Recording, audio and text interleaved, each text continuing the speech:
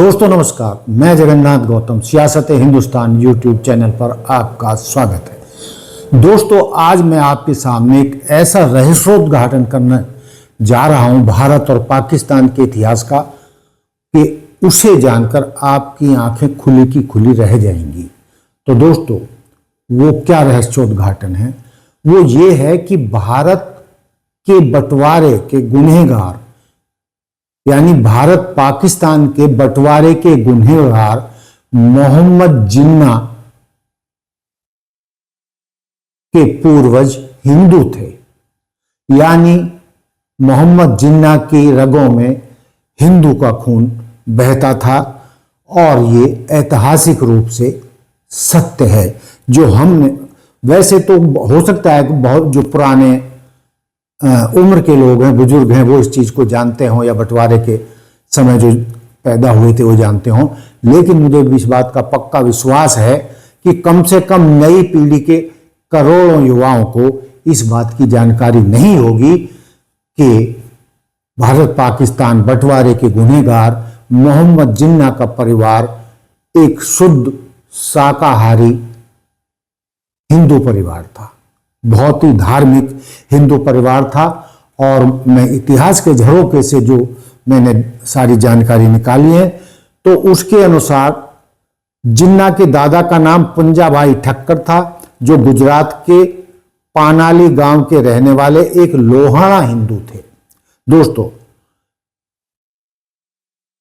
मोहम्मद जिन्ना के दादा जो व्यापार करते थे वो मछली का व्यापार करते थे और जो उनकी जाति के लोग थे वो इसका विरोध करते थे कि तुम एक शुद्ध धार्मिक हिंदू होते हुए और तुम मछली का व्यापार करते हो, नॉन वेज का व्यापार करते हो और मछलियों की हत्या करके उन्हें पकड़कर बेचते हो। ये हमारे हिंदू धर्म में अच्छी बात नहीं जानी जाती और या तो आप मान जाइए, मछली के व्यापार को छोड़ दीजिए, और यदि आपने ये नहीं किया, एक शुद्ध धार्मिक प्रवृत्ति के हिंदू होते हुए आप मांस का व्यापार करते हैं, मछलियों का व्यापार करते हैं, नॉन वेज का व्यापार करते हैं, तो आपको शर्म आनी चाहिए। और यदि आपने ये मछलियों का धंधा नहीं छोड़ा तो हम आपको अपनी जात से बाहर कर देंगे, यानी सामाजिक बहिष्कार करेंगे आपका और आपके परिवार का, और आपके साथ रोटी बेटी का भी संबंध नहीं रखेंगे।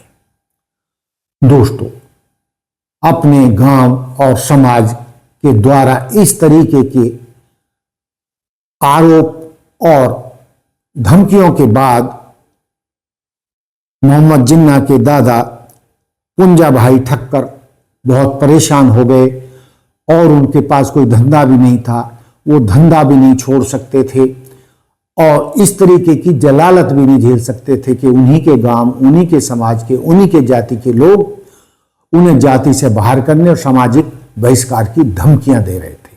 तो आखिर रास्ता क्या था? तो दोस्तों अंततः पुंजाभाई ठक्कर अपने परिवार के साथ अपने गांव को छोड़कर कराची चले गए और उनके मन में इस बात का बहुत गुस्सा था कि भाई मैं अपना काम धंधा कर रहा हूं, किसी को क्या परेशानी हो सकती है। और उसी गुस्से को उतारने के लिए उन्होंने एक ऐसा फैसला ले लिया जो इतिहास में एक बहुत बड़ा मील का पत्थर साबित हुआ। यानी उन्होंने कराची जाकर हिंदू धर्म त्याग कर इस्लाम धर्म कबूल कर लिया और वहां जाकर वो ये मछली का धंधा अपना करने लगे, जिससे कि उनका परिवार पल रहा था। दोस्तों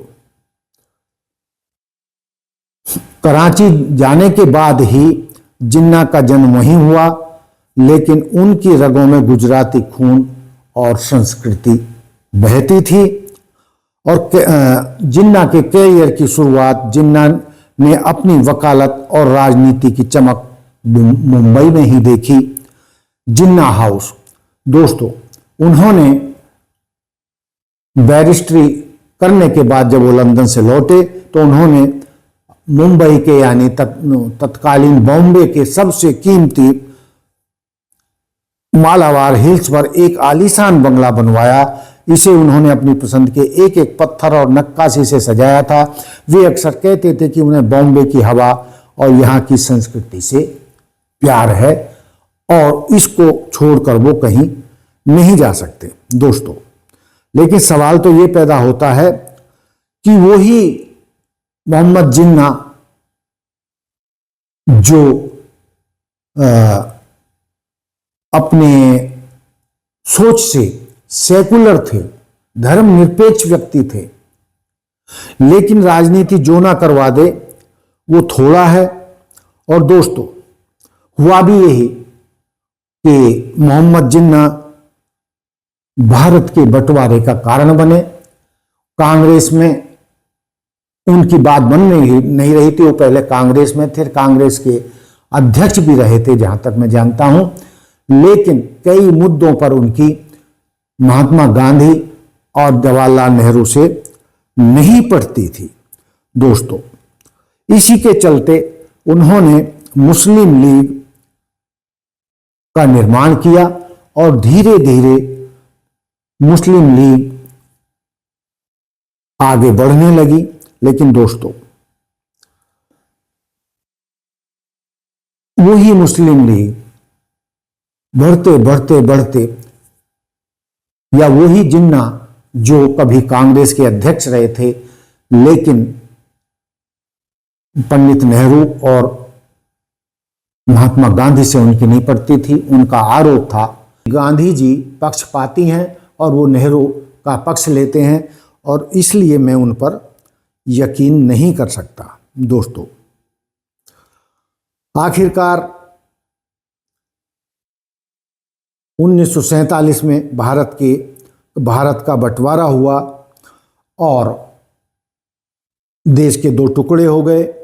दोस्तों, मुझे ये कहते हुए बड़ी तकलीफ हो रही है कि देश के दो टुकड़े तो हुए, लेकिन मोहम्मद जिन्ना जिन्होंने देश को तोड़ा और एक अलग पाकिस्तान अपने लिए मांगा और बनाया, लेकिन दोस्तों उनका मन कभी भी पाकिस्तान में नहीं लगता था।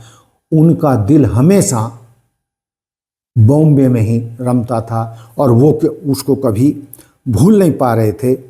दोस्तों, उन्होंने जब वो पाकिस्तान चले गए तो उन्होंने पंडित नेहरू को कहलवाया था कि पंडित नेहरू, जवाहरलाल नेहरू, ये मेरे मकान को संभाल कर रखना, उसकी देखभाल करना और मैं अपने ज़िंदगी के अंतिम जो दिन हैं मैं अपने बॉम्बे के जिन्ना हाउस में ही बिताना चाहता हूँ। मैं अंतिम सांस वहीं पर लेना चाहता हूँ, क्योंकि बॉम्बे मेरे दिलो दिमाग पर छाया हुआ है और मालाबार हिल का वो मेरा बंगला जिन्ना हाउस मेरे दिलो दिमाग से नहीं निकलता है। और मेरी रिक्वेस्ट है कि आप जिन्ना हाउस को संभाल कर रखें, उसकी देखभाल करवाएं और मैं समय समय पर छुट्टियां मनाने के लिए हर साल बॉम्बे आता रहूँगा। उन्होंने ये बात पाकिस्तान के में जो पहले अम्बेसडर बने थे भारत के, उनके द्वारा ये बात उन्होंने पंडित नेहरू को कहलवाई थी। दोस्तों, ये दिल की बात अलग है। राजनीति ने देश में एक लकीर तो खींच दी सरहद के रूप में, लेकिन वो दिलों को नहीं बांट सके। दोस्तों, मैंने बहुत सारे ऐसे कार्यक्रम देखे हैं कि जो लाहौर से, सियालकोट से या पंजाब के और दीगर शहरों से जो सिख, पंजाबी और हिंदू वहाँ से उजड़ कर आए थे, तो उनकी वहाँ हवेलियाँ लाहौर में, सियालकोट में, सरगोदा में, उन सभी शहरों में आज भी जूं की त्यों खड़ी हैं बहुत सारी हवेलियां जो आलीशान हवेलियां थीं। और दोस्तों, जो बताया जाता है कि पाकिस्तान के जो बड़े बड़े शहर थे वहाँ पर हिंदू और सिखों का व्यापार था, वो ज़्यादा पैसे वाले होते थे। जो मुस्लिम समाज था वो तो गांवों में रहता था और किसानी खेती बाड़ी करता था। लेकिन जो पैसे वाले अमीर थे वो हिंदू, खत्री, सिख, पंजाबी ही थे।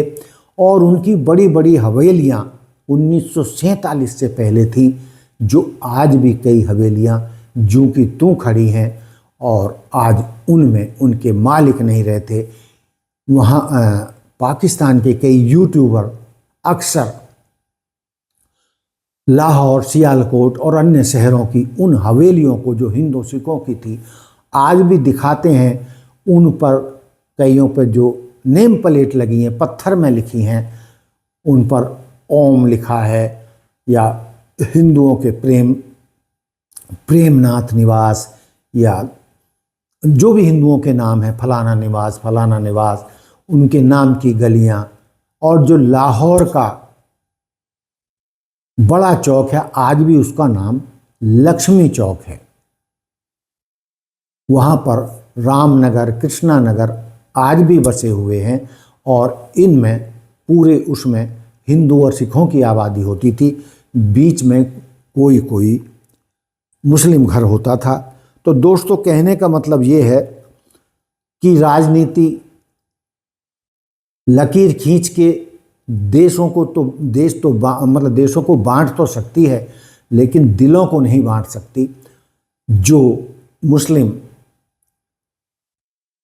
हिंदुस्तान छोड़कर पाकिस्तान में गए, उनके दिलों में आज भी हिंदुस्तान बसता है। मैं भी कई ऐसे लोगों से मिला हूँ, मुझे भी पाकिस्तान जाने का मौका मिला है। मैं भी कई शहरों में गया हूँ और वहाँ के ऐसे मुस्लिमों से मिला जो भारत से गए थे या हरियाणा से, दिल्ली से, पंजाब से, और वो अपने देश को नहीं भूले हैं। आज भी वो अपने हिंदुस्तान को पसंद करते हैं और वो ये कहते हैं कि हिंदुस्तान जैसा कोई मुल्क नहीं। और जो बॉम्बे से गए वो कहते बॉम्बे जैसा कुछ भी नहीं पाकिस्तान में। जो कलकत्ता से गए उन्हें कलकत्ता से बेहतर नहीं लगता। और जो भारत छोड़कर पाकिस्तान मुस्लिम परिवार गए वो आज भी, जो उनमें से बचे, हालांकि 78 साल हो चुके हैं, अब बहुत कम लोग रह गए हैं इक्का दुक्का ही बड़ी उम्र के, तो वो उनकी हसरत आज भी है कि भाई हम अपने मुल्क वापस जाएं, अपने घरों को देखें, अपने शहरों को देखें, अपने गांव वालों से मिलें, अपने दोस्तों से मिलें।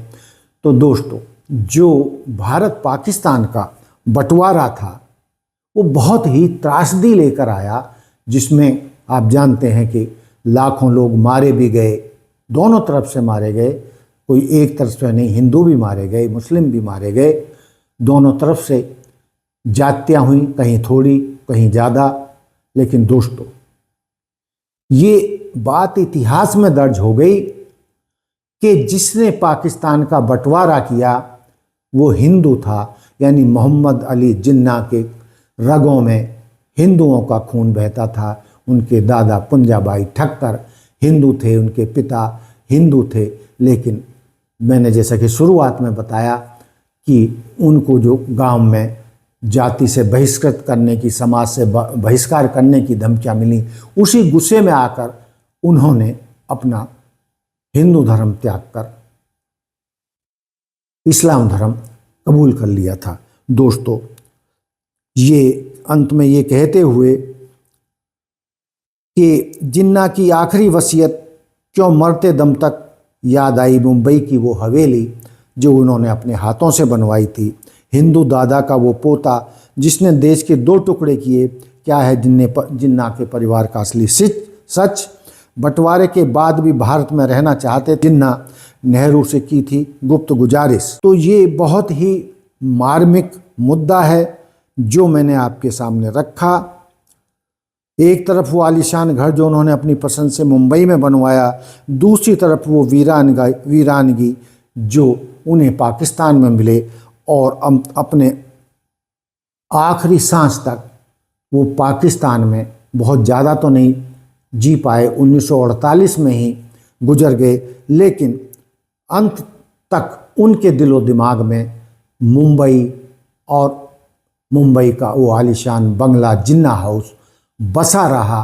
और वो देखिए, उस व्यक्ति का विचार देखिए, दिल देखिए, हसरत देखिए कि जिसने देश का बंटवारा किया, वो पाकिस्तान चला गया, लेकिन बंटवारे के बाद भी उसके दिल में ये हसरत थी कि मैं छुट्टियों में जाकर बॉम्बे में रहूँगा, अपने जिन्ना हाउस में रहूँगा, जिसके लिए उन्होंने भारत के प्रधानमंत्री पंडित नेहरू से गुजारिश की थी। और जो श्री प्रकाश भारत के पहले उच्चायुक्त पाकिस्तान में बने थे, उनके माध्यम से भी मोहम्मद अली जिन्ना ने पंडित नेहरू को, यानी भारत के प्रधानमंत्री को, ये संदेश भिजवाया था कि मेरे जिन्ना हाउस का, मेरे बंगले का ख्याल रखें, चूँकि मैं जिंदगी के अंतिम दौर में अपने बंगले में, जिन्ना हाउस में आकर अपनी अंतिम सांसें लेना चाहता हूं, और या मैं जब बीच बीच में अपने बंगले में रहकर भारत में रहना चाहूँगा, चूँकि मेरा दिल तो भारत में बसता है, मेरा दिल तो मुंबई के उस बंगले में, जिन्ना हाउस में बसता है, और इसलिए मुझे वहाँ आने की इजाज़त दी जाए, मुझे रहने की इजाज़त दी जाए, और मेरे बंगले की हिफाजत की जाए। दोस्तों, इस बीच में कई तरीके के कानून आए, और बाद में एक कानून बना, मैं उसमें डिटेल में जाऊंगा तो ये स्टोरी बहुत लंबी हो जाएगी, कि जिन्ना हाउस को दुश्मन की प्रॉपर्टी घोषित करके उसे सरकार ने अपने अंडर ले लिया, और आज जिन्ना हाउस भारत सरकार की अमानत है, और वहाँ पर भारत सरकार का एक बड़ा कार्यालय बना हुआ है।